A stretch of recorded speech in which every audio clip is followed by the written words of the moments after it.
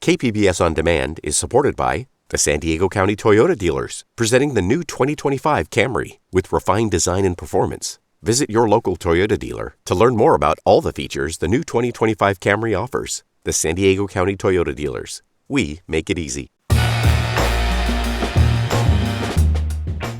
This week on KPBS Roundtable, solar energy rules have changed for California, leading to a decline in solar adoption in the state.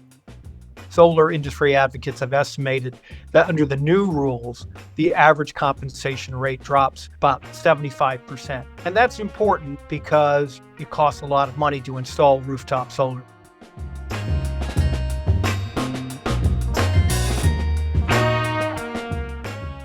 Then, a new reporting project documents the experiences of migrants at encampments in a remote San Diego desert community. Don't go anywhere. Roundtable is coming up next.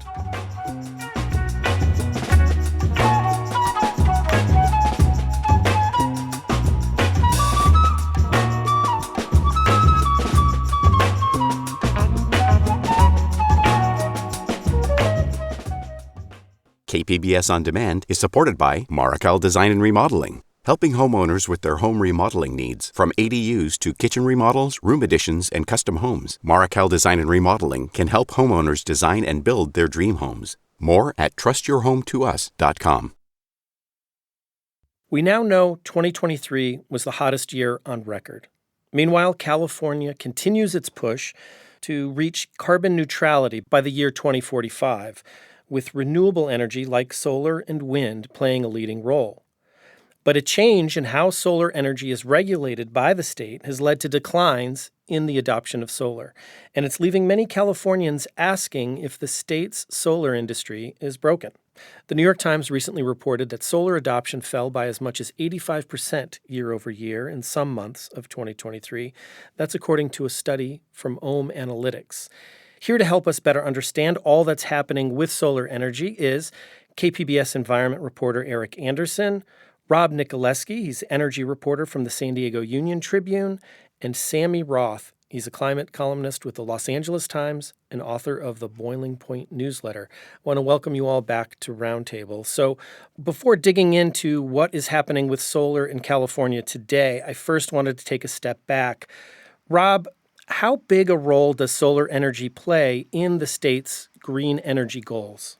It plays a large part, a very large part in California's goals to try to get to carbon-free electricity by 2045. Should be pointed out, we're talking about kind of a divergence in solar. One is utility scale solar, which normally you see, typically see in places out in the desert, large solar plants. And then also you've got what's called customer-driven solar, which is rooftop solar that you see when you drive through your neighborhood. But solar is a very important part of California's pursuit to try to get to 100% carbon-free electricity by 2045. But it's one of a number of tools that California is looking to get to. Other renewable things like offshore wind, which is basically non-existent right now in California, but California policymakers expect it to become a big part of the renewable energy system, also geothermal and battery storage. And battery storage often gets paired with solar. And Sammy, how do you see this push for solar energy and its role in California meeting its climate goals? Well, like Rob said, we need a lot of different technologies to get there. But right now, solar is one of the biggest parts. If you look at just sort of the large power plants on the grid outside of the rooftop solar space, big solar farms make up something like 14% of our electricity right now, or at least they did a year or two ago, the most recent year for which there's data available. And if you take rooftop solar into account too, it's something like 10 or 11% of the electricity in the States. So this is a big piece of the puzzle, and one that is definitely going to need to keep growing quite substantially if we want to get fossil fuels off of the grid. And Eric, when I think about solar, say, I want to get solar installed on my home, this kind of might be a naive way of thinking about it, but I look at it, I pay for installation, they come, they install it, and then I have this kind of separate way to generate energy for my home that goes alongside, the energy I get from SDG&E in my case. But it does seem like a little more complicated than just that and a lot more integrated with the state's electricity grid. Can you help explain how that works? Actually, I thought you did a pretty good job there. That kind of captures what solar is, but I'll take issue with a couple of things that you said there. And one of them is a separate way to generate energy for your home. This was a kind of a transformative thing for California. It became a way for homeowners to actually generate the electricity that they use in their home. Before solar, there could have been some DIY type of projects that might have done that, but this really made energy generation palatable for a lot of residents where it just didn't exist before. So that was a pretty big change. And you remember all the way back to like 2005 when solar was still kind of in its nascent stages, and the lawmakers passed the Million Solar Roofs initiative. They had something in mind then, and what they said at that time was, look, we want to try to boost the number of solar installations around the state of California. We want to be able to move toward energy independence. This was one of the reasons that they generated, and that's the generating electricity at your home. They wanted to lower electric bills, which even then were considered high and were recognized by lawmakers as an issue. And they wanted to make what they said was a smart move toward a cleaner energy future. Now, this was well before a lot of the pressure was ratcheted up about the impact of climate change and the need to move away from fossil fuels. And so some of those ideas were really kind of forward thinking for California. And it really kind of changed the game for players in the energy marketplace. And it made residents, small players in that equation. So, that's kind of like where this all came from. And it is like that. You do pay for the installation. You do get a separate way to generate energy from your home, but you still rely on energy from San Diego Gas and Electric. The sun only shines so many hours a day. You can't generate solar electricity at night. This is why batteries become an issue.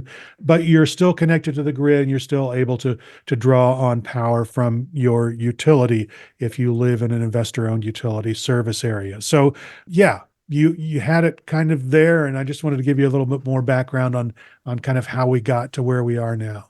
Now, Eric, I want to point our attention to the CPUC, which has obviously an important role here. That's the California Public Utilities Commission. They're like the regulator when it comes to things like our electricity and natural gas, as I understand it. Can you tell us more about their role in terms of solar?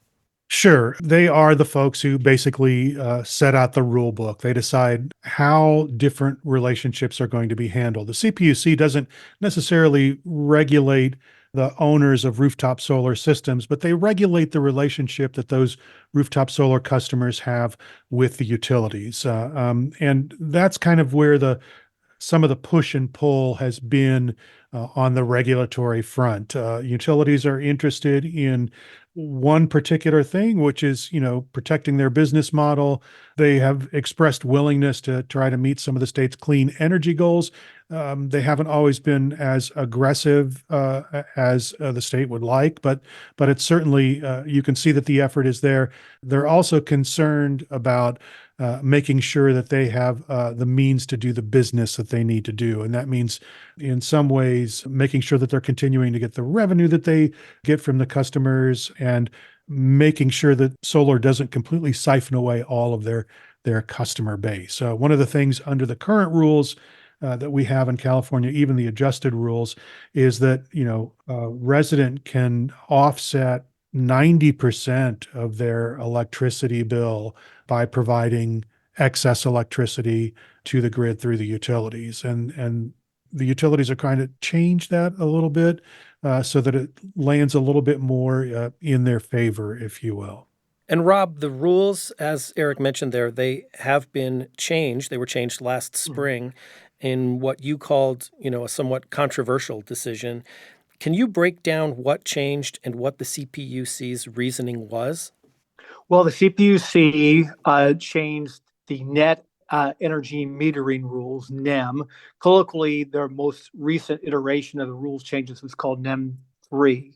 And the big thing about the change was, or the area that got the most focus was, the revised tariff no longer credits new customers who have rooftop solar at the retail rate of electricity when their systems generate excess energy.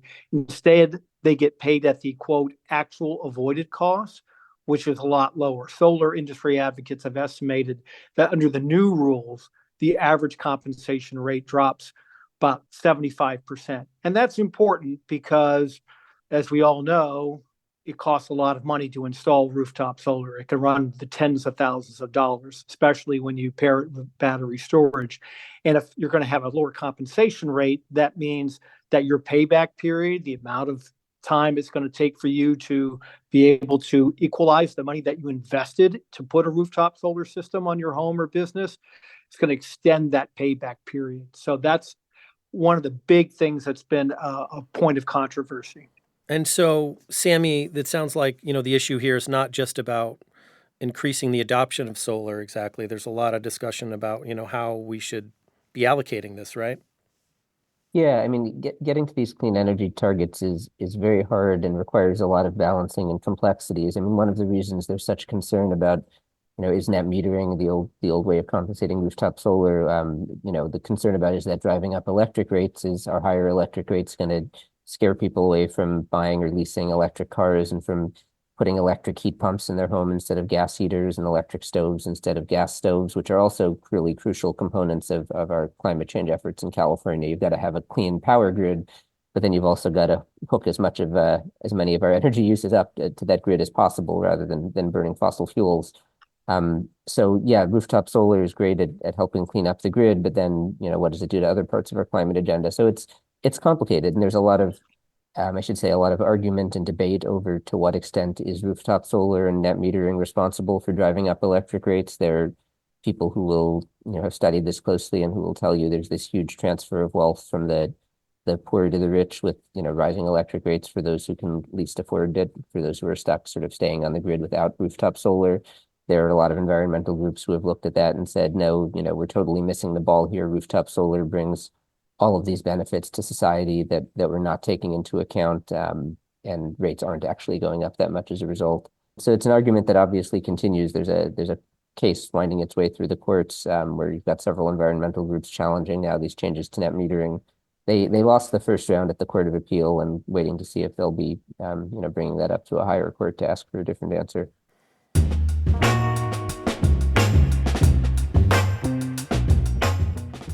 When Roundtable returns, we continue our discussion on solar and its role in California's climate change fight.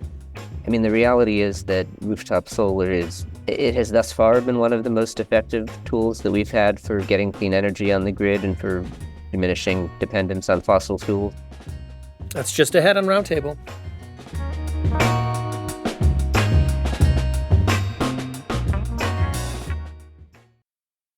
KPBS On Demand is supported by Marrokal Design and Remodeling, helping homeowners with their home remodeling needs. From ADUs to kitchen remodels, room additions, and custom homes, Marrokal Design and Remodeling can help homeowners design and build their dream homes. More at trustyourhometous.com.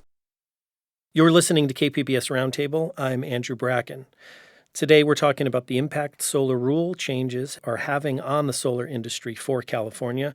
I'm joined by KPBS's Eric Anderson, the Union Tribune's Rob Nicoleski, and Sammy Roth from the Los Angeles Times. Eric, you've reported on some of the ways the CPUC is overhauling how we pay for electricity in California. What is the connection between that and these more recent changes with solar? Well, I think it helps to have some understanding of what the cost of electricity is. When you pay your utility bill, who are you paying and what are you paying for, right? So here in San Diego, in the San Diego Gas and Electric Service area, about half of the cost of a kilowatt hour, which is the measurement of electricity, about half of that is linked to delivery, transmission, and some storage of the electricity. About 35% of that pays for the commodity itself. It's the generation, the purchasing of electricity that's brought into the region. And about 15% of that kilowatt hour charge is for public purpose programs and taxes. This pays for the solar subsidies. It pays for conservation subsidies and any taxes and other public purpose things like decommissioning San Onofre, for example, would be one charge that you'll see on your bill. So that's kind of the ratio in rough terms: 50% transmission, 35% for commodity, and about 15% for public purpose programs. And when you look at the entire electricity marketplace in California, thanks to recent rate action, San Diego Gas and Electric no longer has the highest per kilowatt hour rates in the state. PG&E, after a 28% rate hike was approved by the CPUC, now holds that crown, but they are still well above the national average. I was just recently traveling to Carolina, where their average kilowatt hour cost is less than 20 cents. And here in California, in San Diego, it's up over 57 cents, right? So there are some stark differences, and there are things that are brewed into the cost of electricity in California that make it difficult to afford for many customers. SDG&E has told us that 26% of their customers are, they're behind in their bill, more than 60 days, more than 2 months behind in their bill. So there's an affordability problem when it comes to electricity in California. And that affordability problem is an obstacle to electrification, which is good for the state's climate goals. And kind of central to all those debates is this push and pull battle over solar energy, because it carries both a benefit and a cost. And how those benefits and costs are awarded have kind of been at the heart of much of this struggle at the CPUC. And Sammy, have you been, hearing similar things from environmental groups and other people you've been speaking with? Yeah, I mean, just like with the net metering, kind of mixed opinions from the different people working on climate about this. There's certainly folks who are, I think, folks in the environmental space who think this is a good idea for the reasons that Eric was describing, that the PUC is doing it, that this is going to lower the sort of per kilowatt hour price of electricity in a way that encourages electrification. At the same time, you've got the solar industry, for instance, the rooftop solar industry, that is really unhappy with the fixed charge proposal because, as Eric was saying, this is something that's going to probably hit higher income homes a little bit harder, because they're going to have to pay these larger fees based on income. And at least for now, that's still the biggest portion of the rooftop solar industry's customer base. So if those folks are seeing their electric bills go up no matter what, there's sort of less for them to save on the per kilowatt hour charge of the bill by generating their own electricity with solar. So the rooftop solar folks see this as yet another blow to their industry coming down the pipeline on top of the reductions to net metering. Rob, anything you wanted to add there? This is something that I think in the energy industry and in the energy sector in general, we're seeing more in California. We've got lots of lofty, ambitious goals, but now we're starting to see where the rubber hits the road. And because when you try to make these changes, that's going to end up, in many cases, making people's bills higher. So the state is trying to find ways to somehow shift things so that at least lower income customers aren't getting hit so hard. But I don't know if there's any way that you can really get around this situation without spending more money and having people pay more money. And that makes an already angry electorate even more angry. Well, and on those economic impacts, I mean, you had some recent reporting about some of the economic impacts from these new solar rules. In a recent story, you report that solar company Sunrun is laying off some 62 workers in their San Diego offices, but it's also scaling back in other parts of the state. Tell us more about that. Yeah, we've got something at the newspaper that I work for. We take a look at various layoffs that have to be reported to the state. And last week, one of my colleagues pointed out that there were some layoffs that were reported at a solar company in San Diego. I dug into it and saw that Sunrun, which is based in San Francisco, they laid off a total of 62 employees at 3 different locations in San Diego. And included in that, the majority of them work in a branch office in the Miramar area, and that branch office is going to close.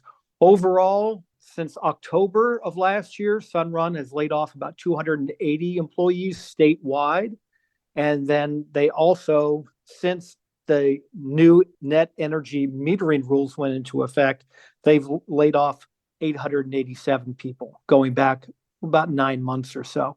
It should be pointed out that before the new net energy metering rules went into effect, there was a rush. And in fact, solar companies were hiring people and they were swamped because people were a lot of new solar customers wanted to get their new rooftop installations installed before the new net energy metering rules went into effect because they were more generous. But since then, the drop off has been significant. And even if you take into effect that, okay, you had a lot of people that were buying rooftop solar in the 2 or 3 months before the new rules went into effect, but even if you go back about a year and a half, they're not buying as many rooftop installations as they were a year and a half ago. So there has been an impact, not just in the San Diego area, but across the state. If I could just jump in here really quick, some of the numbers they came up with were crushing last November. The solar industry said that they had lost somewhere in the neighborhood of 17,000 of the 67,000 employees that they had in the solar sector. There's a report this week in PV Magazine where the chief executive officer of Solar and Shore told the magazine that he thinks that roughly 2/3 of California's solar companies are at high risk of bankruptcy this year because of the changes made in these solar rules. So I think there are some real world impacts to the state's ability to continue to install solar at the same pace that they have historically done that. And Eric, on those real world impacts you were just talking about here, another result of these new solar rules is a lawsuit. Can you tell us more about that and where that stands today? Sure. When the CPUC first proposed these rules and then adopted them last year in April, there were three groups. One of them, a San Diego group, that said, no, this is not right. The state regulators didn't follow the state public utilities code, and they challenged it in court. They basically asked the Court of Appeal, First District Court of Appeal in San Francisco, to take a look at this because they felt that it didn't encourage the growth of solar. It didn't provide any money for disadvantaged communities to install solar, and it just didn't quite meet what the state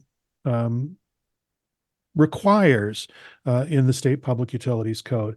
The Court of Appeal, to some people's surprise, actually agreed to look at the issue, and they did look at the issue and then debated it back in December. And 5 days after they had oral arguments, the Court of Appeal issued their ruling, basically rejecting the challenge and essentially saying, look, the regulators, we're going to defer to them. They're the experts. They didn't do anything obviously out of line with state statutes, and we're going to let that ruling stand. The people who brought that legal action to court were not happy about that, as you might imagine. They've appealed to the panel to kind of reconsider it again, kind of like, look, we think that you were wrong on this point. We think that you were wrong on that point. Can you take another look at it and just kind of confirm that? And if it gets rejected by the Court of Appeal, there has been some discussion that they're going to move this along to the California Supreme Court. So I think that struggle with the regulators and these environmental groups is still very much alive and could move on to an even higher court if the plaintiffs don't get the satisfaction that they're looking for. I see. So the battle continues there. Rob, what will you be watching for in the weeks ahead as far as solar goes? Well, I think I'll be looking to see if the appeals court rehears this case, and also if the people who filed the case take it to the California Supreme Court. It might be an uphill battle for them, though, just from other issues, even outside of solar that I've been covering. What I generally have found is that courts have been a little bit reluctant to step into the purview of an agency or an oversight agency they normally defer to them because it's not an area of expertise necessarily for the court, and they defer to that agency. One other thing I want to bring up, though, I think it's a complicating factor which makes this discussion hard and complicated, is that one of the issues with solar is that it's variable. You're not able to generate solar electricity at night, of course, because the sun is down and the sun isn't shining. And during the day, California produces so much solar, whether it's from rooftop solar or utility scale solar, that the price sometimes is practically zero. And it's not unusual that so much solar is being produced that the state ends up curtailing it. The state's grid operator ends up curtailing that. So I think it's important to realize that, just like wind and other renewable sources, it's not just how much you're producing, it's when you're producing it. And that's something that the state and the state grid operators are always trying to weigh. And that leads to complicated decisions and sometimes controversial decisions, like we saw with the CPUC that went into effect last April. And also kind of goes to the importance of storage that you guys mentioned earlier. Yes. I think, you've covered that, and really improving that ability to store that energy when we get it, right? Right. And that was one thing earlier in our discussion, you were saying what was behind some of the reasoning behind the CPUC's decision on NEM 3. And one of the things that they put in NEM 3 was an incentive to have people pair their rooftop solar systems with battery storage, so that if your system is producing oodles of electricity during the day, you can save that up, send it back to the grid, or dispatch it within your own home and use that during the evening hours, especially those early evening hours in the summertime when the electric grid is under the most strain. Eric? Rob is absolutely correct. This is a complicated issue. It is hard to manage not just solar energy. It's hard to manage energy in a state that is as big as California. We have a lot of demand. We have a lot of options. We have a lot of issues that we try as a state to address through our energy policy that have nothing to do with the consumption of energy, right? There are things that are piled on. Just to give you a quick example, we fund wildfire reduction policies and practices through our electricity rates, and that's considered one of the big drivers of raising the rates of electricity. But is that something that should be part of the rate? As of now, regulators have decided it is, state lawmakers have decided it is, but there have been occasional calls for that to be kind of removed from the cost of electricity. It's one thing that differentiates us from other states, but it's a very complicated system. It requires a lot. My head is too small to be able to conceive and manage how you make sure you provide electricity for everyone in the state when they want it. Electricity is not an on-demand thing. It's not like a Netflix where if you want to watch a movie, you just put in an order for that movie and they send you that movie and you watch it. Electricity has to be up and running all the time. It's like a canal system that has to have water in it to every house all the time. And you have to be ready for that and plan for that and adjust for that and figure out how that fits into the big energy picture. So I don't envy any of the people who are making the decisions about how this works. And I think there are a lot of issues that are folded in. It's not just about electricity. It's not just about natural gas. There are a lot of issues folded in when they have to make decisions, but it makes it complicated. And sometimes when you look at a complicated issue, maybe the choice that was made isn't the best choice. I don't know. But it certainly is worth examining and trying to figure out where the balance is. Sammy, you recently wrote a column titled How I Learned to Stop Worrying and Love Rooftop Solar. In that column, you expressed a frustration that I think a lot of people share when it comes to climate change and this sort of perceived lack of urgency in finding solutions. Can you tell us about that? Yeah, I think that's one of the reasons why there's been so much public pushback and outrage surrounding this, these cuts to net metering into rooftop solar. You can have all of the arguments you want about, is this the most economically efficient way of going about it? What are the equity impacts? How does it affect other climate efforts? I mean, the reality is that rooftop solar is it has thus far been one of the most effective tools that we've had for getting clean energy on the grid and for diminishing dependence on fossil fuels. It's 1.8 million homes and businesses in California have rooftop solar now. And again, you can make all the arguments you want about is this the best way to do it moving forward? Should we be more focused on, lower cost electricity from large solar farms in the desert, or on more wind or geothermal or nuclear or whatever it is? The reality is rooftop solar is one of the most visible and well-publicized climate solutions out there. People see it in their neighborhoods. They see it when they drive around. Um, when you have appointees of Governor Newsom, who's made climate change such a signature issue and talked about all the good work he's done, when you have his appointees cutting the incentives and for rooftop solar and leading to the market just diminishing and crashing seemingly in the way that it is, that sends the message to a lot of people that we're not doing everything we can on climate, that we're going backwards, that we're going in the wrong direction. That it's extremely understandable why you've got so many folks out there who are in just such a state of alarm about this. So yeah, it's we can argue all we want about what's the best way to go about this. Ultimately, we're going to need a large suite of clean energy technologies. Rooftop solar is going to be one of them.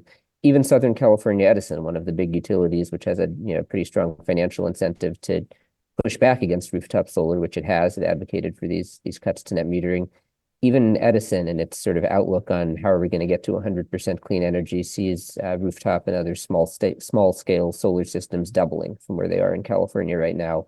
So I think there's a lot of agreement that we need to figure out how to keep pushing this forward, and a lot of disagreement on what is the best way to do that. And we're seeing that play out in California right now. Well, we appreciate having you all here to help us illuminate some of this, complexity. I've been speaking with KPBS environment reporter Eric Anderson, Rob Nicoleski, energy reporter with the San Diego Union Tribune, and Sammy Roth, climate columnist with the Los Angeles Times. Thanks so much for being here today. Thank you, Andrew. Thanks, Andrew. Thanks.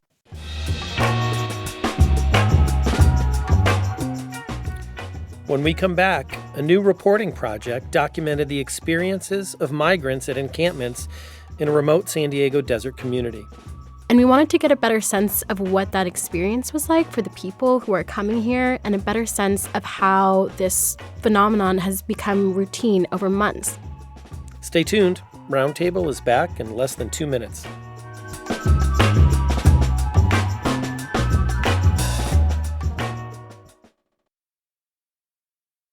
You're listening to KPBS Roundtable. I'm Andrew Bracken.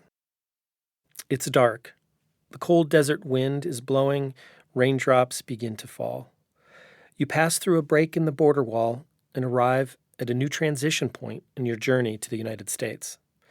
You now await processing by Border Patrol officials, trying to keep warm and tense in the meantime. This is what many migrants from countries all over the world have been experiencing in recent weeks and months in parts of eastern San Diego County. Sophia Mejias Pasco is an investigative reporter covering the border and immigration for iNewsSource. She was part of the team reporting on the experience of migrants at encampments near Jacumba over a 48-hour period in early January. Sophia, welcome back to Roundtable.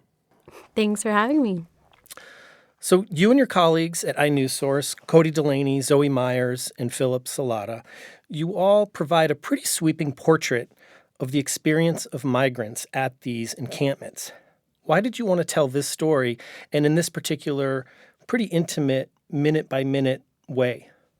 Yeah, so, since we first started reporting on these encampments back in May of 2023, we've seen how they've become sort of a national spectacle, right? We've seen outlets from all over the world come to this little tiny town in southeastern San Diego and cover migrants who are coming from all around the world to, a place that they've never heard of or never been to before.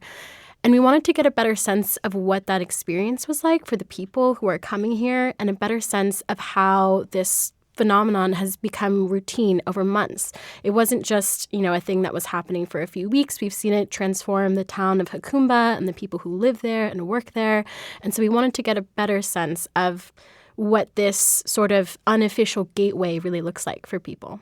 And before kind of diving into the experience of the migrants themselves, I want to touch upon this tiny town, as you mentioned. It's a small desert community. Tell us about this community and how the migrants are being met when they arrive. I mean, how has Hakumba responded to this influx? Yeah, so Hakumba is a small town sort of in southeast San Diego, right on the U.S.-Mexico border. This is an area of the border that has many really big gaps in the border wall. And the terrain out there is like very rocky, shrubby, and there's not a whole lot going on in the town. So when this started happening, we saw, and we still see, a huge, outpouring of support and resources from locals who live there, as well as, advocates and activists who are coming from all over the place to support migrants as they're coming into the country here.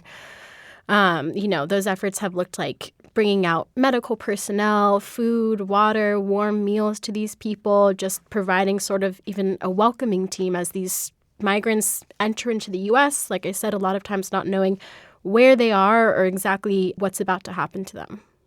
And as I understand it, there are kind of two camps where the migrants are staying once they arrive. Could you, set that up? Are they both in Hakumba nearby? Where are these camps? The ones that we cover in the story are two main camps, one in Hakumba and one in Boulevard. And over the past few months, like I said, these encampments first started popping up in May. But, we've seen these camps populate in different areas of the border throughout Hakumba and Boulevard. Right now, it's just those two main ones. But it's basically just these open waiting areas where migrants are funneled into by Border Patrol agents as they're waiting to be processed. So they come into the U.S. through a break in the border wall. Then they look for Border Patrol. Border Patrol basically says, hey, wait over here until we have time to process you. And that wait could be hours. It could be half a day. What we saw in some cases in the past, it's been several days. But, a lot of times these migrants are on their own to, sort of make a shelter or use tents that have been brought by volunteers to shelter themselves from the elements. They have very little food, water. Sometimes they're not prepared for the cold. It can be very difficult conditions for people out there. And just for our listeners, we know that Boulevard is a neighboring community next to Hakumba Hot Springs there. Now, I think it can be challenging oftentimes to cover people when they're at their most vulnerable. Here you're writing about families with young children, people fleeing violence in their home countries, often, with all their belongings and maybe a bag or two. Can you talk a little bit about how you approached your role as a reporter while talking to people who are in very vulnerable situations like these migrants? Yeah, I think that was something that my colleagues and I talked about a lot before diving into this project. And as, someone covering immigration, I'm often in situations where we're talking with vulnerable people, right? And I think the biggest thing is to just sort of assess how comfortable they feel talking to reporters, making sure that they understand that we are reporters, we're not part of the government, and that they have a clear picture of what it means to be talking to us, that they're comfortable being recorded or not, or that they're okay with using their name, and then just providing whatever information we can for them that they might not have, that they're in San Diego County, where they are in the U.S., stuff like that. And then also just being open to whatever type of experience they have. Some people come from really long, difficult journeys that have been traumatic. They're scared. Others are, joyful. This is the moment that they've been waiting for months, So I think also just being receptive to whatever sort of experience they're having when we meet them. Could you tell us about some of the people you met in this reporting? Over, 2 days, you guys stayed there nonstop for 48 hours. Who did you meet? What can you tell us about them? Yeah. One of the first people we met was a pair from Cameroon. Noel was the name of one of the Cameroonians that we talked to. He's 24. He left Cameroon, I believe, in the beginning of September to come to the U.S. He was experiencing a lot of violence from separatist movements in the part of the country where he lived in. And so he came to the U.S. and even after like 15 hours of waiting in this encampment in a tent, he said that this is like a dream come true to be in the U.S. and he wanted to one day be a part of the U.S. Army. We also met 3 sisters from Ecuador, 2 of them twins, and one had a 1-year-old daughter with them. It also took them 3 months to get to the U.S. from Ecuador. They were separated at one point while in Mexico and sent back twice while they were in Mexico.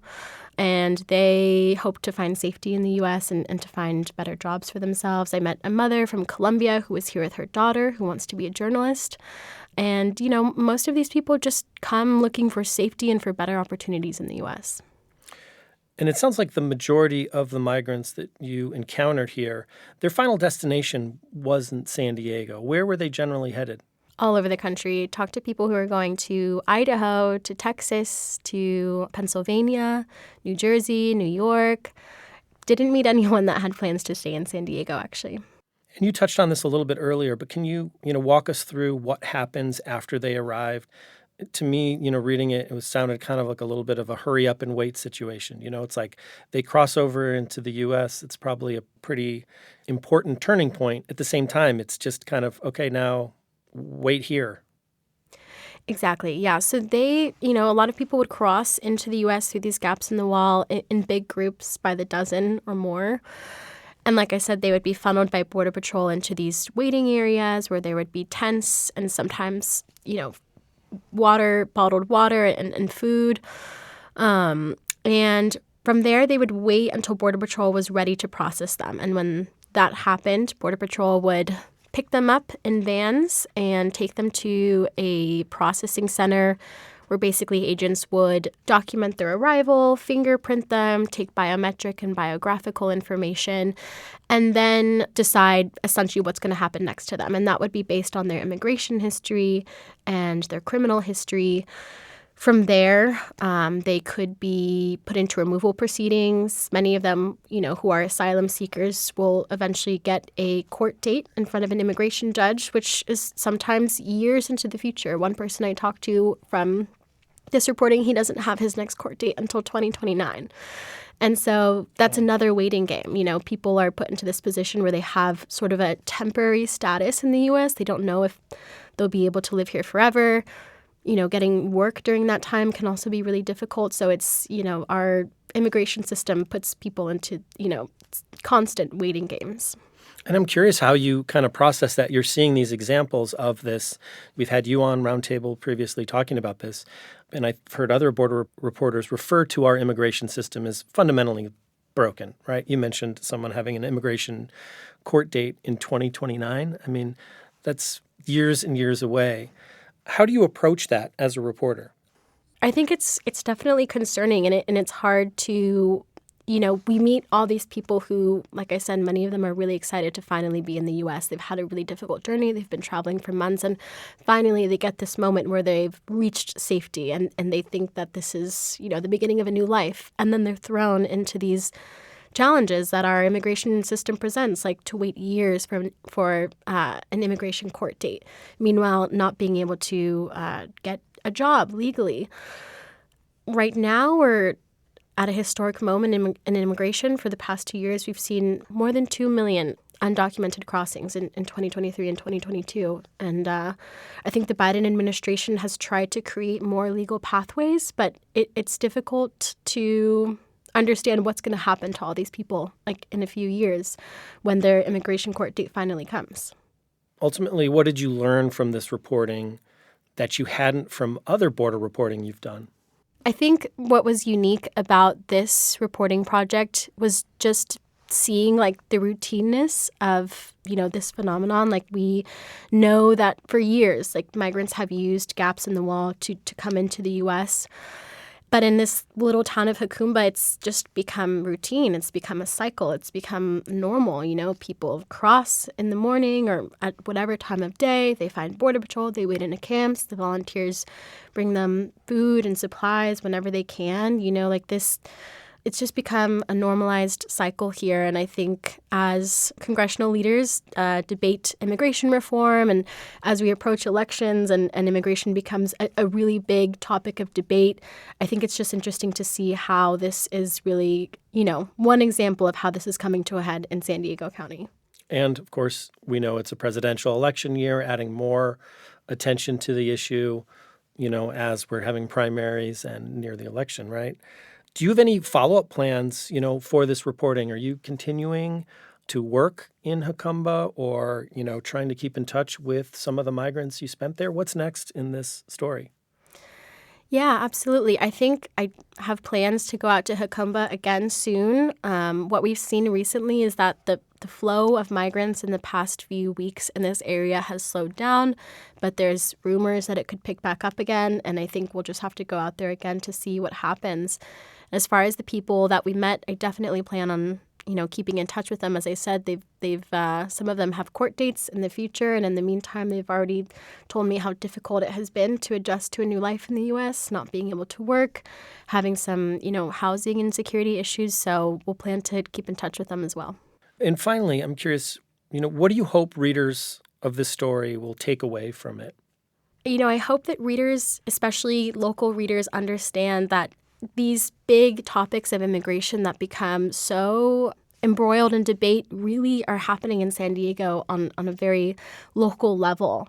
Local resources are being impacted, and I think it's just important to understand that this is happening right here in our backyards and that we should be paying attention to it.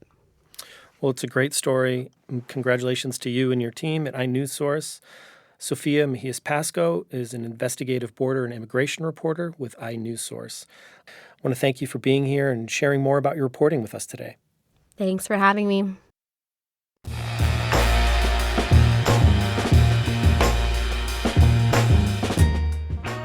That'll do it for our show today. Thanks for being here with us. We'd love to hear from you. You can email us at roundtable@kpbs.org. You can also leave us a message at 619-452-0228. From last week's discussion on San Diego schools' upcoming funding challenges, we heard from Todd Madison, who felt we could have focused more on the impact raises given to San Diego Unified employees are having on its budget. You can listen to our show anytime as a podcast. KPBS Roundtable airs on KPBS FM at noon on Fridays, and again Sundays at 6 a.m. Roundtable's technical producer is Rebecca Chacon. Brooke Ruth is Roundtable's senior producer, and I'm Andrew Bracken. Thanks for listening.